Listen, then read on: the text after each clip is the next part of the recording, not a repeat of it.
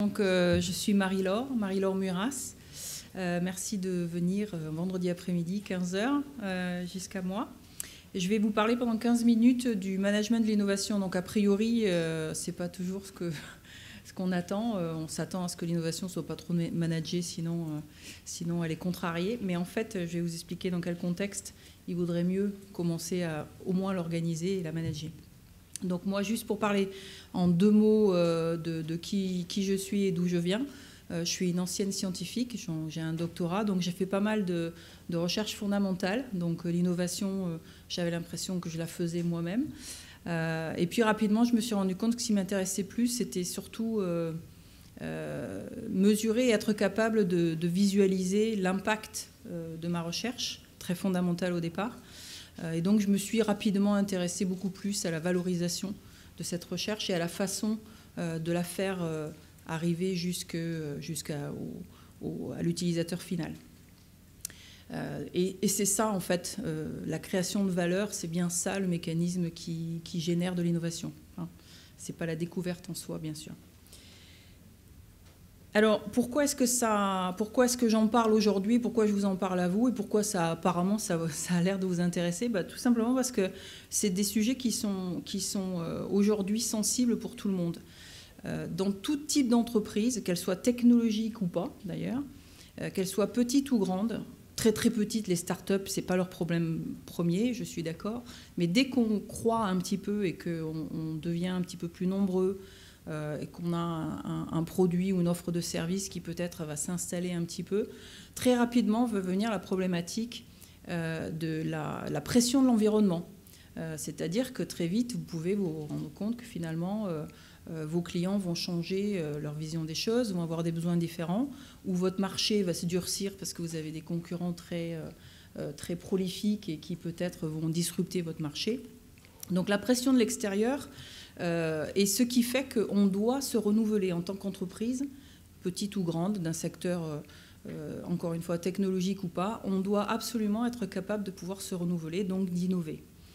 Et ça a toujours existé, c'est pas nouveau. Et la nécessité d'innover est plus persistante aujourd'hui. Et donc la raison pour laquelle ça devient plus important et plus nécessaire de penser à ces sujets, c'est qu'en fait, c'est ce taux de changement, la vitesse avec laquelle ce changement de l'extérieur va varier, qui est important. Donc là, vous avez une citation de Jack Welch, qui est l'ex-CEO de JI, et qui vous fait toucher du doigt le fait que si jamais la vitesse du changement à l'extérieur est plus rapide que celui que vous introduisez à l'intérieur, et bien là, c'est le début de la fin.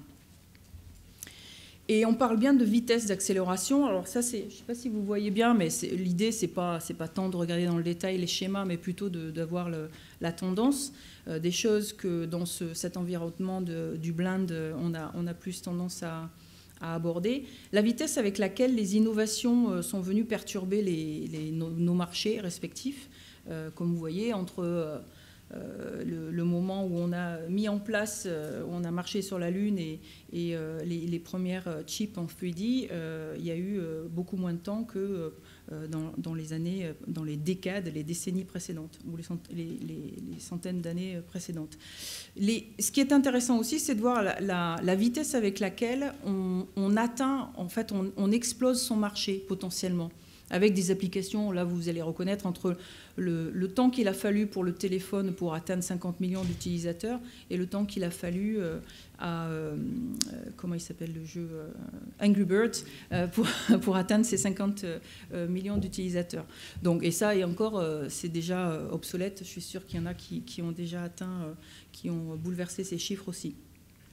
Donc c'est bien la vitesse de l'évolution, la vitesse de changement de notre environnement extérieur qui nous pousse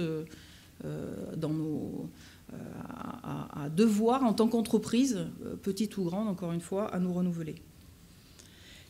Et comment faire ça? Quand on veut le faire, c'est pas nécessairement le plus fort et le plus grand, certainement pas, qui est capable de mettre en place. Alors là, je reviens à mes études avec Darwin, puisque moi je suis une formation de biologiste. C'est pas celui qui va être le plus fort qui va être capable de forcément s'en sortir. Donc c'est vraiment une question d'agilité, de flexibilité et d'adaptation à ce changement-là, d'être capable d'anticiper, de percevoir ces modifications et pouvoir transformer les choses en intérieur qui vont être adaptées et parfaitement pertinentes à ces modifications-là. Et donc, à l'intérieur de votre entreprise, d'une organisation, quelle qu'elle soit, lorsqu'on veut mettre en place une démarche d'innovation qui nous permettrait d'anticiper, il est bien question, en fait, d'un ensemble d'activités et de compétences qui sont organisées pour fédérer des groupes de personnes. C'est-à-dire que si vous voulez mettre en place une démarche de management d'innovation qui vous permette de vous préparer pour vos marchés futurs, vous ne pouvez pas le faire en isolation. Vous pouvez toujours vous dire, OK, on va tester, on va tenter de mettre en place des nouveaux produits et ça va nous sortir d'affaires. Ça risque de vous sortir d'affaires pendant un petit moment, c'est sûr. Mais si vos systèmes, vos processus ou par exemple votre système de logistique pour livrer ou votre marketing n'est pas complètement au fait, ou si la liaison entre le marketing et les opérations ou la R&D ne sont pas suffisamment fines et que la communication n'est pas suffisamment fluide, vous risquez de rater des opportunités de changement, de modification, d'innovation qui peuvent être absolument qui peuvent impacter énormément votre business. C'est en cela que l'innovation, la façon de faire des choses nouvelles ou de les faire de façon nouvelle, c'est deux choses différentes, et de proposer cette valeur, cette nouvelle valeur ajoutée à vos clients, elle doit être un tant soit peu organisée pour qu'elle puisse fonctionner. Donc, et là, je parle, vous avez compris, je ne parle pas d'innovation purement technologique, je parle d'innovation sociétale, je peux parler d'innovation, on en parle beaucoup en ce moment, d'innovation managériale, parce qu'évidemment, on parle d'amélioration de la performance de l'entreprise, mais ça passe aussi par l'amélioration de la performance individuelle. Et donc, ça veut dire de repenser la façon dont on travaille ensemble dans une entreprise pour servir et proposer une nouvelle valeur, une valeur plus importante aux clients. Je vous donne, j'ai mis là, il y a beaucoup de textes, désolé, mais je vais juste vous faire découvrir rapidement ce qui compte là-dessus. J'ai juste 2 études de cas pour essayer de rendre plus concret ces démarches-là dont je vous parle. Je vous donne un exemple j'ai choisi particulièrement cet exemple-là parce que c'est une ETI du service. Donc, a priori, ce n'est pas nécessairement quelqu'un qui va produire des produits tech ou quoi que ce soit. Donc c'est une UTI de service qui, en fait, ça fait partie d'une division d'un autre groupe. Et cette division est en fait en déclin, donc la performance est en train de baisser. Nous, en tant que consultants, on rentre à l'intérieur, on observe un peu ce qui se passe, on fait un diagnostic, on se rend compte d'un certain nombre de choses qui ne marchent pas très bien, mais encore une fois, c'est très générique, ça arrive dans toutes les entreprises, il y a partout dans les entreprises des choses qui ne marchent pas bien, des processus qui ne sont pas bien adaptés, etc. Donc là, ce n'est pas de la science de très haut niveau. Et on nous demande de finalement tenter, on voudrait, enfin c'est ce que le dirigeant exprime, souvent c'est pas toujours la façon, enfin ce qu'il faut absolument faire, mais il nous dit je veux tenter un sauvetage de cette entité par l'innovation. Donc il faut renouveler, il faut trouver quelque chose de nouveau. Alors souvent la problématique et la difficulté quand justement on a tendance à vouloir d'un simple coup de baguette magique, changer quelque chose dans cette entreprise, on va peut-être se dire on va lancer une initiative avec on va faire un brainstorming, on va lancer une initiative de création, d'idéation, etc. Ça va aller bien, les gens vont se sentir mieux et tout ira bien. En fait, si ce n'est pas du tout adapté au contexte et aux problématiques de l'entreprise, ça ne sert à rien. Donc là, il y a eu un certain nombre d'actions qui ont été mises en place qui, vues d'ici, revisite du business model, coproduction, proposition de valeur, etc. On a réfléchi avec eux. Ce n'est pas forcément des choses dont on imagine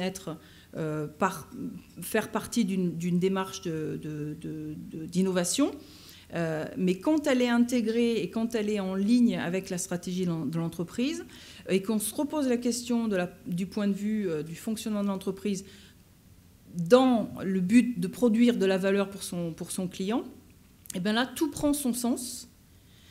Tout s'aligne Et à partir du moment où on a retrouvé l'identification de la valeur ajoutée que l'on produit et que l'on veut produire et de ce qu'on veut vendre à son client, l'alignement des planètes se met en place. Et là, en l'occurrence, avec des chantiers d'innovation pilotes à l'intérieur de l'entreprise, qui ont consisté très pragmatiquement à les aider à faire des revues de processus, création de programmes d'intégration, etc.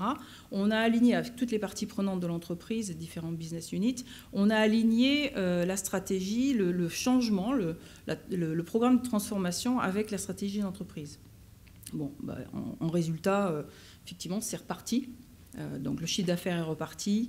L'expérimentation du chantier pilote, c'est hyper important. Ça permet un ancrage au sein de l'entreprise. Les parties prenantes, les employés s'approprient la méthodologie et peuvent la rendre pérenne. Ça, c'est absolument essentiel qu'une fois qu'on est sorti de l'entreprise, que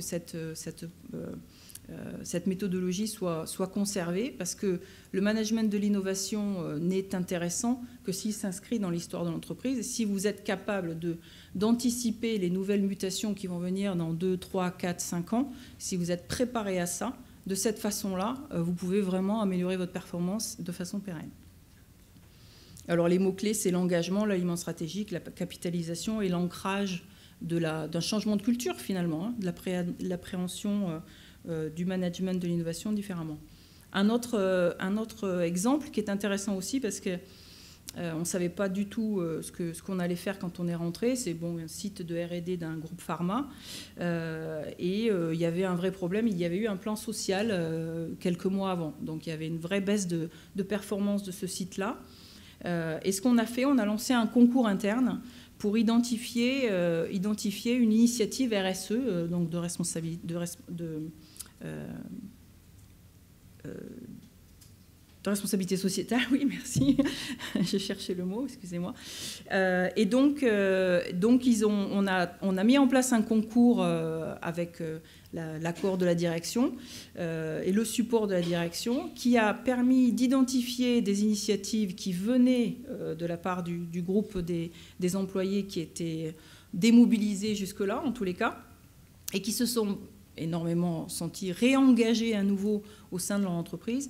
Et ce qui a été super intéressant, c'est qu'effectivement, grâce à ça, grâce à cette initiative, qu'ils ont ensuite débattu et défendu auprès du CODIR à la fin du concours, ils ont pu ensuite mettre en place cette initiative, donc la lancer avec des financements. On les a aidés à chercher des financements également, parce que l'entreprise n'a pas voulu financer la totalité. Et il y a donc eu cette fondation médicale qui a été créée et qui fonctionne aujourd'hui dans ce groupe.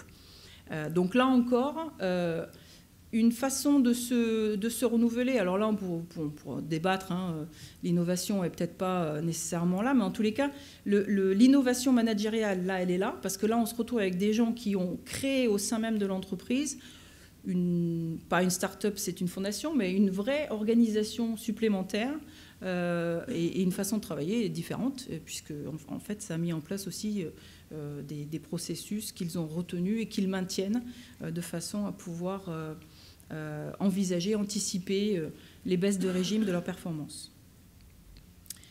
Les clés de succès, c'est ma dernière slide. Les clés de succès, c'est vraiment le fait que ça doive venir de la direction aussi, parce que si on n'arrive pas où, il faut trouver le moyen de l'embarquer avec soi si on ne fait pas partie de la direction, parce qu'effectivement, sans ça, ça ne fonctionne pas. Il faut des vrais champions, quoi, des gens qui soient vraiment leaders de l'initiative. Il faut une ouverture à la prise de risque. Alors, je dis ouverture parce que c'est toujours pareil, on compare aussi les gens qui sont capables de mener ce genre de schéma, enfin de démarche en interne, des intrapreneurs, on les compare aux entrepreneurs bien sûr.